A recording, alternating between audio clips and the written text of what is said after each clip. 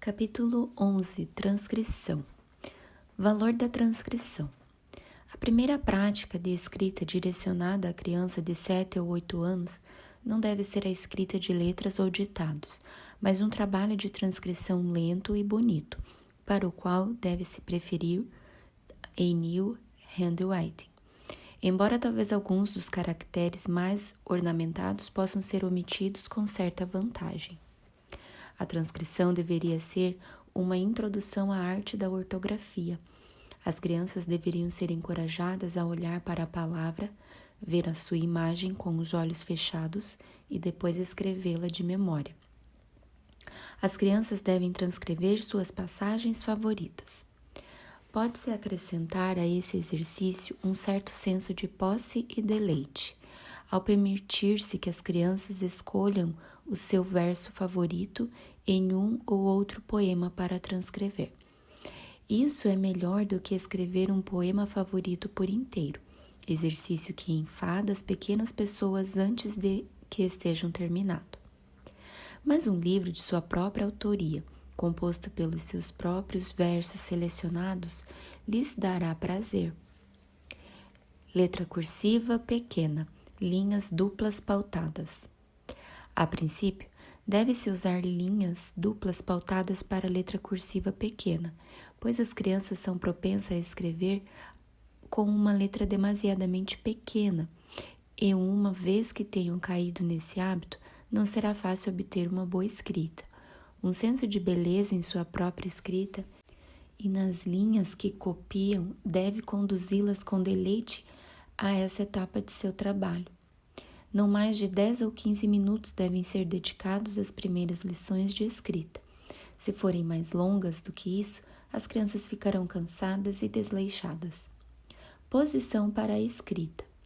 Quanto à posição para a escrita, as crianças devem sentar-se de modo que a luz incida sobre elas pela esquerda, e a escrivaninha ou mesa deve estar a uma altura confortável. Seria um grande ganho se as crianças aprendessem desde o início a segurar a caneta entre o primeiro e o segundo dedos, firmando-a com o polegar. Esta posição evita a tensão desconfortável nos músculos, causada pela maneira usual de se segurar uma caneta, uma tensão que causará cãibra no escritor em dias subsequentes, quando houver muito trabalho a ser feito. A caneta deve ser mantida em uma posição confortável, preferencialmente próxima ao ponto, os dedos e o polegar relativamente dobrados e a mão repousando sobre o papel. O escritor também deve ter permissão para se apoiar com a mão esquerda no papel e deve escrever em uma posição confortável, com a cabeça inclinada, mas não com o corpo encurvado. Seria desnecessário dizer que a parte plana da ponta da caneta deve ser usada se as crianças não tiverem o feliz talento de fazer detalhes com a ponta inclinada. Em todas as lições de escrita, o quadro negro deve ser usado livremente pela professora e pelas crianças para fins de modelo e prática. Escrivaninhas. As melhores escrivaninhas que conheço são aquelas recomendadas pelo Dr. Roth, individuais, que podem ser erguidas ou rebaixadas, movidas para trás ou para frente, com assento, encosto acolchoado e apoio para os pés. Pode haver outras tão boas quanto essas e até melhores no mercado, mas essas me parecem responder a todos os propósitos. Mesa infantil.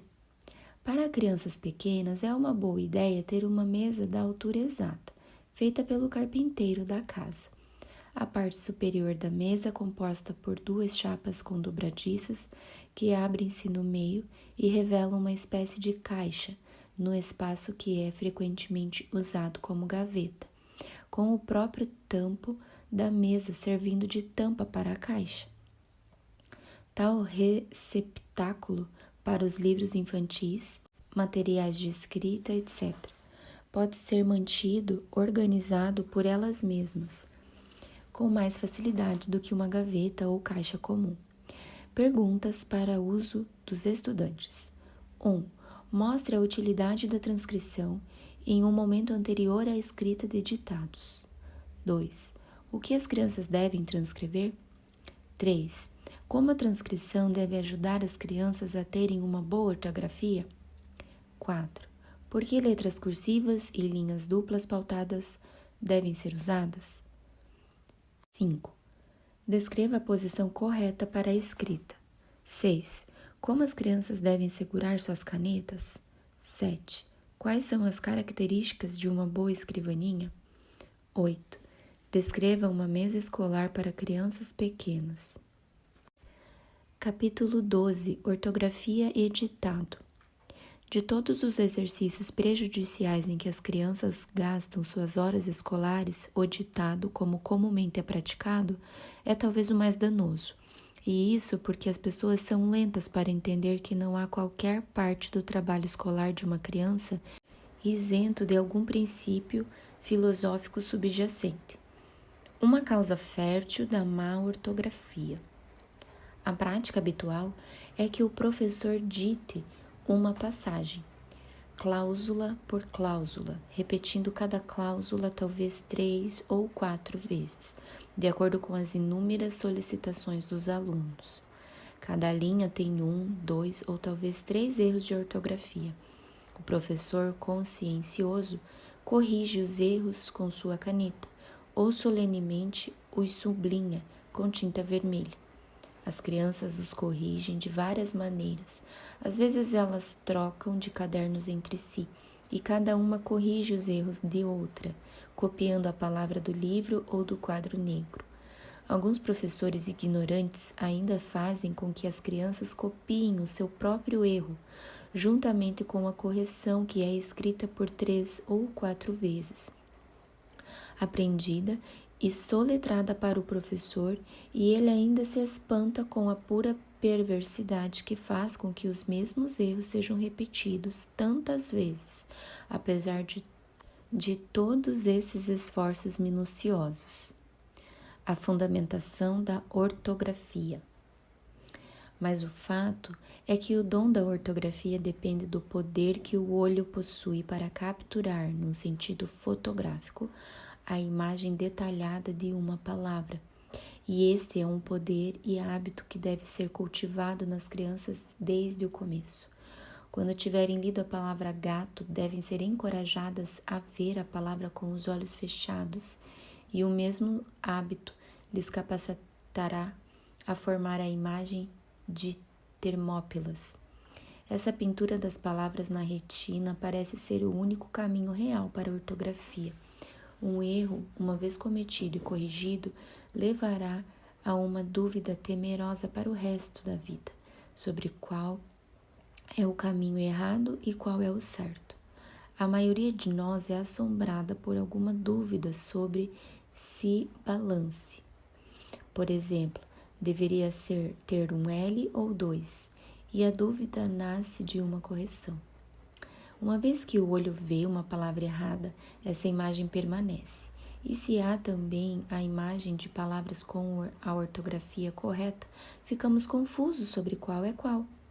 Percebemos agora porque não poderia haver uma maneira mais engenhosa de produzir crianças com ortografia ruim do que o ditado, como é comumente ensinado. Toda palavra mal escrita está em imagem no cérebro da criança e não será apagada pela ortografia correta.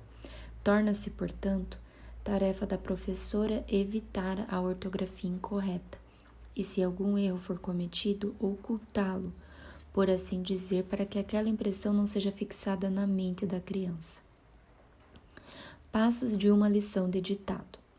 As lições de ditado, conduzidas de maneira tal como se segue, geralmente resultam em boa ortografia. Uma criança de 8 ou 9 anos prepara um parágrafo. Crianças mais velhas podem preparar 1, 2 ou 3 páginas. A criança prepara sozinha, olhando para a palavra de cuja escrita não tem certeza, e depois enxergando-a com os olhos fechados. Antes de começar, a professora pergunta quais palavras ela acha que precisarão de sua atenção. A criança geralmente sabe, mas a professora pode apontar qualquer palavra apta a ser causa de tropeço. A criança dirá à professora quando estiver preparada. A professora perguntará se há alguma palavra de cuja escrita ela não tem certeza. Então colocará uma por uma no quadro negro, deixando que a criança olhe até que tenha uma imagem e depois apaga a palavra. Se alguma criança ainda estiver em dúvida, deve ser convidada a colocar a palavra de que não tem certeza no quadro, e a professora ficará atenta para apagar a palavra quando qualquer letra equivocada começar a aparecer, e novamente ajudando a criança a obter uma imagem mental. Então, a professora dará o ditado, cláusula por cláusula, cada cláusula repetida uma única vez. Ela dita dando a devida atenção à pontuação, a qual as crianças devem colocar enquanto escrevem, mas não devem ser informadas de vírgula, ponto e vírgula, etc. Depois do tipo de preparação que descrevi, que leva 10 minutos ou menos, raramente há um erro na ortografia. Se houver, a professora fará bem em estar a postos com o papel timbrado para colocar sobre a palavra errada, a fim de que a sua imagem seja apagada o máximo possível. No final da lição, a criança deve novamente estudar a palavra errada em seu livro, até que diga que tem certeza de sua escrita, e deve escrevê-la corretamente sobre o papel. Uma lição desse tipo assegura a cooperação sincera das crianças, que sentem que dão sua devida participação, e também as prepara para a segunda condição da boa ortografia, que é muita leitura combinada ao hábito de se imaginar as palavras à medida em que são lidas. O analfabetismo ortográfico geralmente é um sinal de pouca leitura, mas às vezes de uma leitura apressada, sem o hábito de se enxergar as palavras com atenção, que acabam passando sem a devida atenção. A ortografia não deve ser perdida de vista nos outros estudos das crianças, embora elas não devam ser importunadas a soletrar. É bom escrever um nome próprio e difícil, por exemplo, no quadro negro, durante as leituras de história ou geografia, apagando a palavra quando as crianças dizem que conseguem vê-la com os olhos fechados. Todo o segredo da ortografia reside no hábito de visualizar palavras de memória, e as crianças devem ser treinadas a visualizar no decorrer de sua leitura. Elas se deleitam nessa forma de aprender ortografia. Perguntas para o uso dos estudantes. 1. Mostre como o ditado pode ser causa de má ortografia. 2. Qual é a fundamentação da ortografia? 3. Quais são os passos de uma lição de ditado da forma como deveria acontecer? 4. Mostre claramente qual princípio está envolvido. E 5. Quais são as duas causas do analfabetismo ortográfico?